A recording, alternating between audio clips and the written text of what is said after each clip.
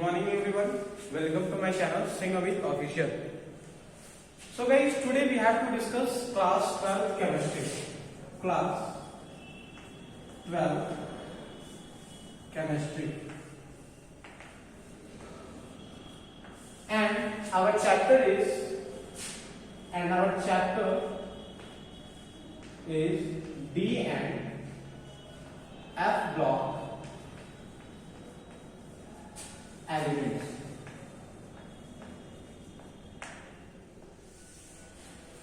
So guys, in previous video we have to study about the many general properties of D blocks element, and we also know about that the many questions are asked in the board JEE and also many competitive examinations about the general properties of D blocks element in terms of their heat of atomization, in terms of their catalytic property, in terms of their color property, in terms of their reducing nature powers. That's all also in terms of their magnetic properties. So that's all substance, that's all properties are learned by us in previous video and previous classes. That means in previous sections we have to study about the catalytic properties. We see that many D blocks elements are seen in terms of catalyst in many type of reaction. Just like platinum, just like chromium, just like gold, just like silver, just like vanadium. That's all are the catalyst in the way. For the formations of nitric acid in terms of a small process, we have to use rhodium and nickel in terms of catalyst for the increase of rate of the reaction. And today we have to discuss about the formations of alloy. Formations of alloy, that means today's our topic is formation of alloy. Before the formation of alloy, we have to learn that what is alloy here. What is alloy here? That means alloy is a mixture. Alloy is a mixture. It is a mixture of metal and non-metal, where metal present in major amount, while non-metal present in minor way.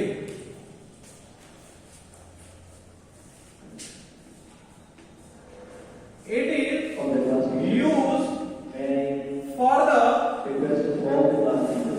used for the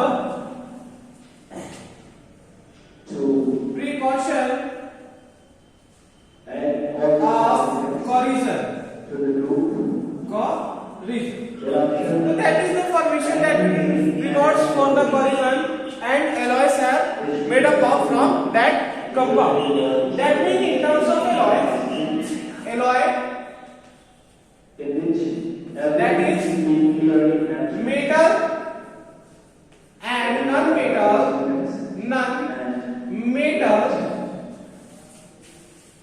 that is in major amount,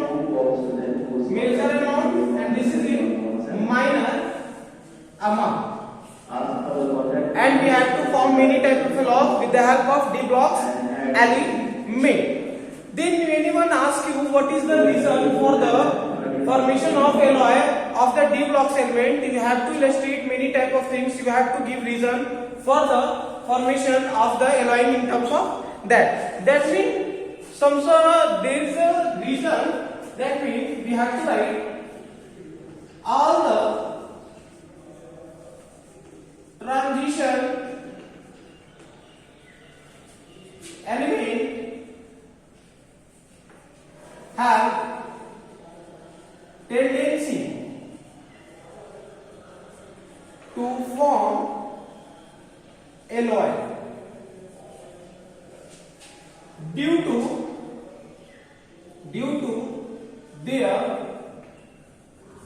property of low reactivity.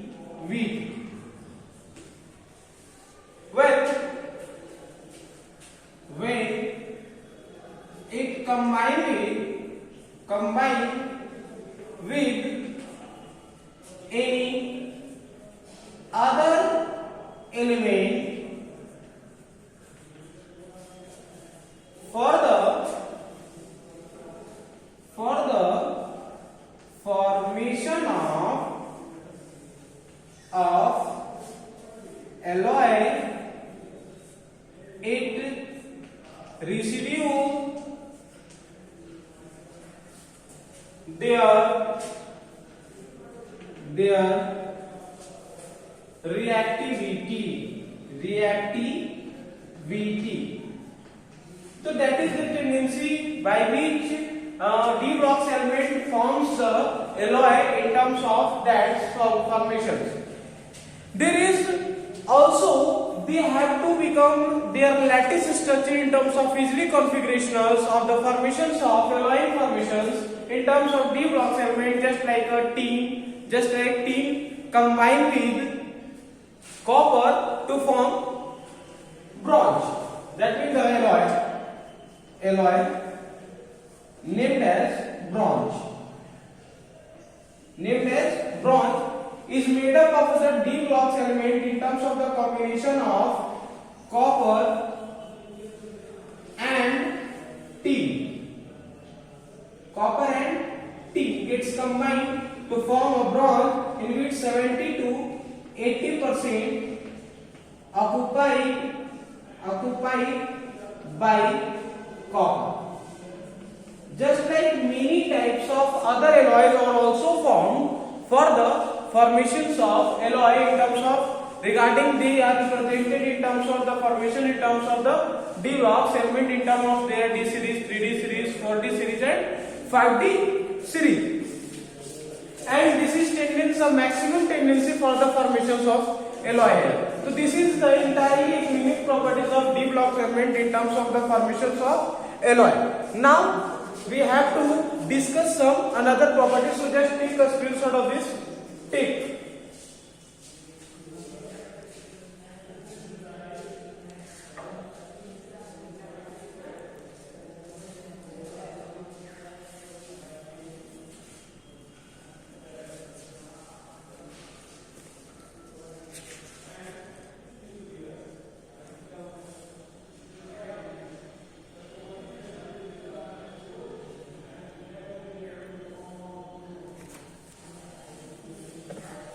You have also noted that some points in this also, that means due to similar size of transition element atom, lattice configuration or lattice structure get enabled on they get combined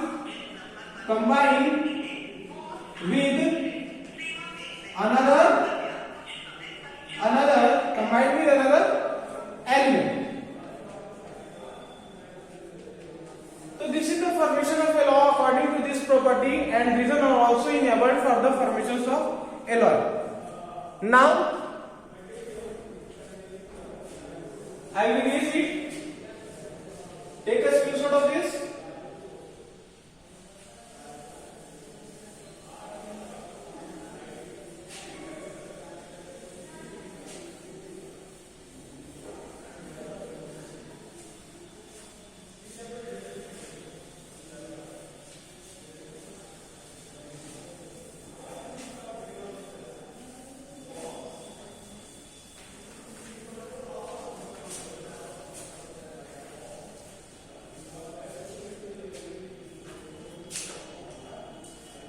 Okay.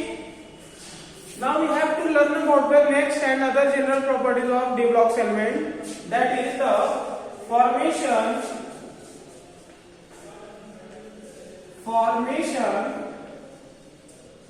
of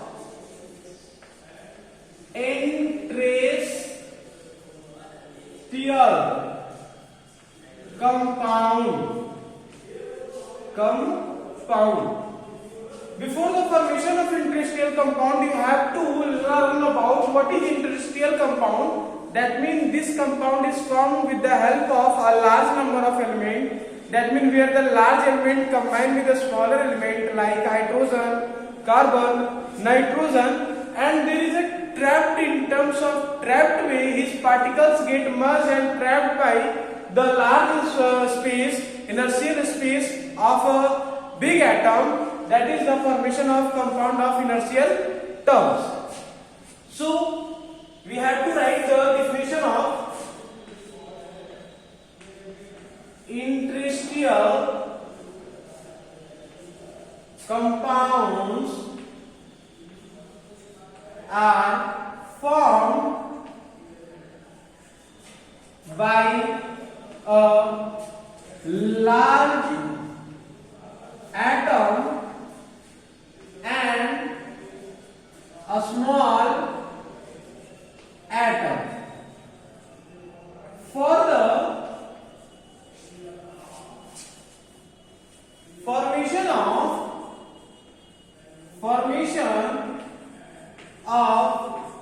this compound,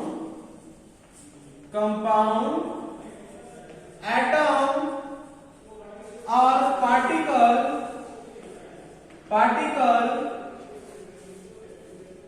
of a small atom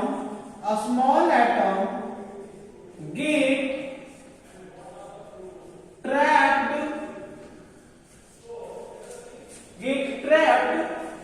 in the inertial space of large atom, and the resultant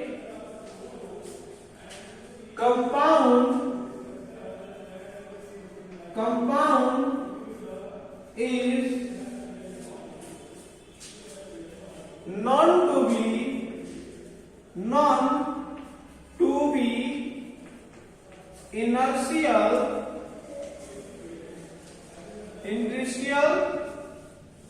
compound. So this is the formation of inertial compounds. As we know that all the transition elements are very large in their size when it combined with the elements and non-metals like carbon, nitrogen, hydrogen. Then the small particles of these small elements like carbon, hydrogen, nitrogen, etc. are get trapped in the inertial space of transition metals, and this is having to occur for the formation of inertial compound with the help of d blocks element. That means when a smaller atom like hydrogen, carbon and nitrogen get combined with the large transition element, their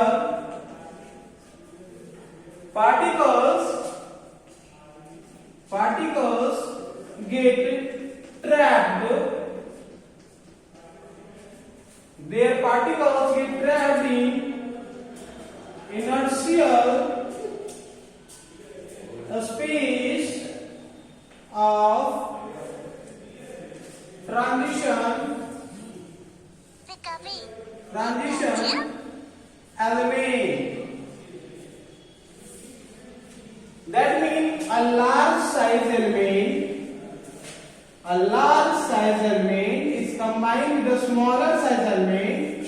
It gets trapped and combined with the help of van der Waal force, and this is transition element and elements like hydrogen, and this is the formation of interstitial compound. If you have to take the example of this, when nickel combined with hydrogen, we have to form nickel hydride. We can say that this is interstitial compound. So just know about this theory, how the compounds are formed, which element combined with those type of elements for the formation of inertial compound. That is the topic for us, and this is our today's relation. So just take a screenshot of this, guys. Do it fast.